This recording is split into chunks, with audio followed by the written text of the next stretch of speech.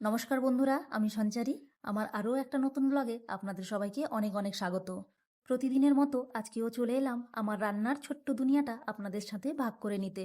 দুপুরের এই ব্যস্ততা, হাতাখুন্তির শব্দ আর রান্নার এই প্রস্তুতি, সব কিছু মিলিয়েই তো আমাদের সাধারণ অথচ সুন্দর জীবন। আজকের ভিডিওটা একটু অন্যরকমভাবে শুরু করছি, আশা করি আপনাদের খুব ভালো লাগবে। চলুন তবে। সংসারের কাজ তো আর শেষ হয় না। রান্না শুরু করার আগেই দেখালাম তেলের ডাব্বাগুলো একদম খালি হয়ে গেছে, তাই ভাবলাম আগে তেলগুলো ভরে গুছিয়ে নিই, তারপর সবজি কাটায় হাত দেব।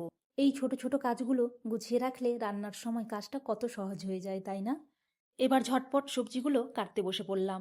আজ রামনবমী, তাই ভাবলাম দুপুরের মেনুটা একদম নিরামিষই রাখি। মেনুতে থাকছে সবার প্রিয় সয়াবিনের তরকারি। আজ খুব একটা বেশি কাটাকুটির ঝামেলা নেই, তাই কাজটা বেশ তাড়াতাড়ি এগিয়ে যাচ্ছে।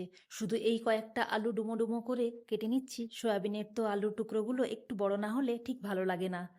আসলে এই রান্নার প্রস্তুতির ফাঁকেই মনটা বারবার ওই পাশে চলে যাচ্ছে, যেখানে বাসন্তী পুজো হচ্ছে। পুজোর ঢাকের শব্দ আর আয়োজনের ধুম দেখলে মনটা এমনিই ভালো হয়ে যায়। কালকেও সন্ধেবেলা গেছিলাম ঠাকুর দেখতে, খুব সুন্দর ঠাকুর হয়েছে। আজও ইচ্ছে আছে সন্ধে হলে একবার যাওয়ার। পুণ্যতিথি বলে কথা, ঠাকুরের কাছে একটু গিয়ে না দাঁড়ালে যেন দিনটাই অসম্পূর্ণ লাগে। তাই ভাবছি হাতের কাজগুলো যতটা পারি গুছিয়ে রাখি, যাতে বিকেলের একটু সময় বের করে পুজোয় যেতে পারি।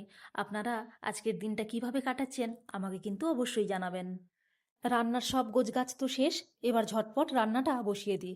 আজকের এই ছোট্ট ভিডিওটা আপনাদের কেমন লাগলো অবশ্যই জানাবেন।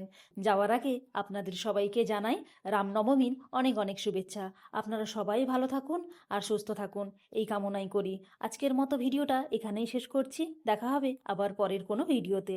টাটা।